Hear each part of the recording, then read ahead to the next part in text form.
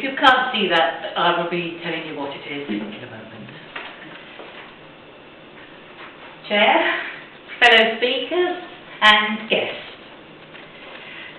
I'm going to tell you a story about ginger.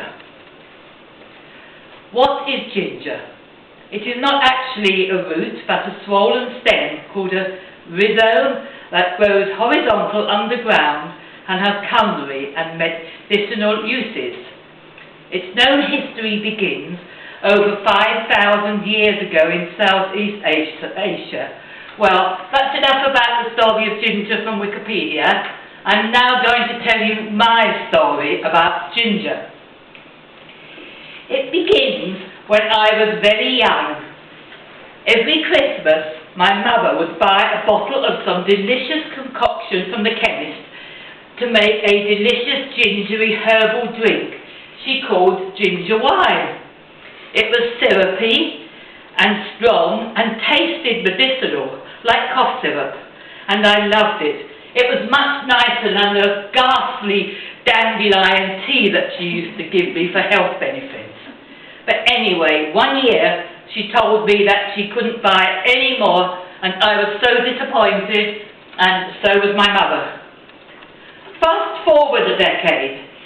I was now a young married woman, and ginger was about to re-enter my life. A friend gave me what she called a ginger beer plant, only it didn't look like a plant.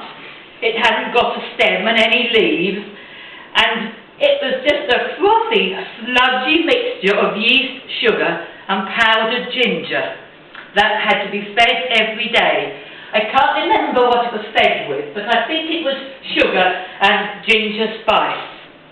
And feeding it regularly would make it grow. When it had multiplied, it had to be divided into 3 parts.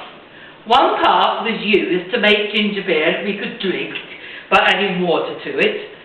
Another part was used to start a new plant, and so the process begins again, and the third was given away. Growing your own ginger plant was very popular at this time, but like my mother's ginger wine, the sweet, peppery ginger beer was soon just a memory. A new fad was sweeping the country, making carbonated drinks with a soda stream. Now, I don't know if anybody remembers these, but they were very popular at the time. But by now, I had discovered that powdered ginger could be used to make all kinds of delicious cakes and biscuits. Yummy. It wasn't, however, until I was pregnant with my second child that I began to desperately crave ginger. Ginger biscuits, ginger cake, and sticky gingerbread. There was nothing amazing in this. Lots of pregnant women get strange cravings, and it wasn't particularly strange.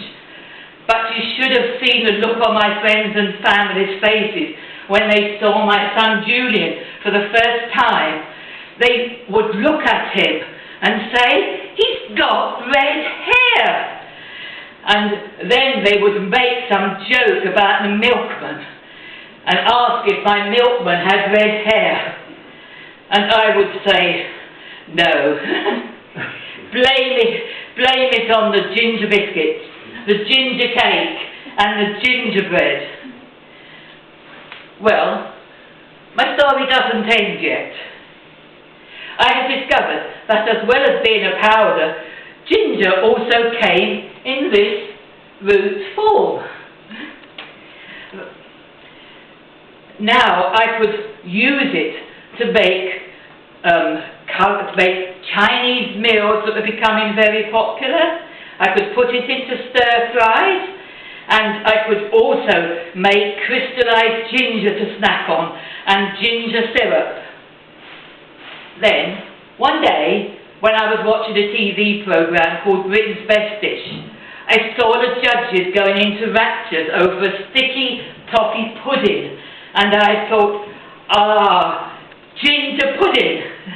And my mind started whirling, and soon I had created a gooey ginger pudding with crystallised ginger topping, whiskey sauce, lots of whiskey in it, and a cold whipped custard that the judges called creme anglaise. I'd never heard of this, it was cold whipped custard.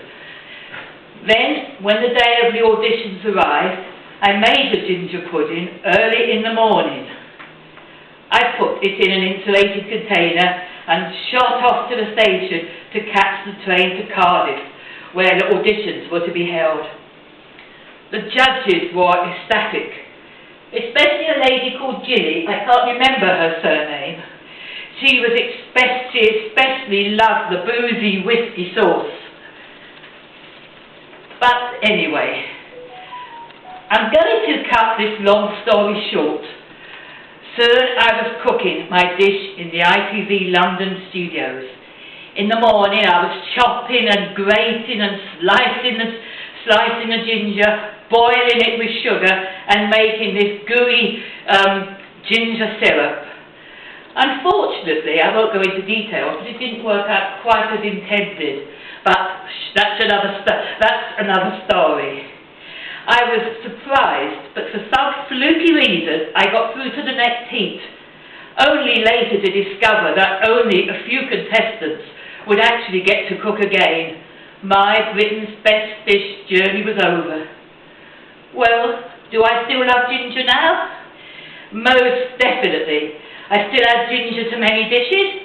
I make crystallised ginger and ginger syrup, lovely poured over porridge.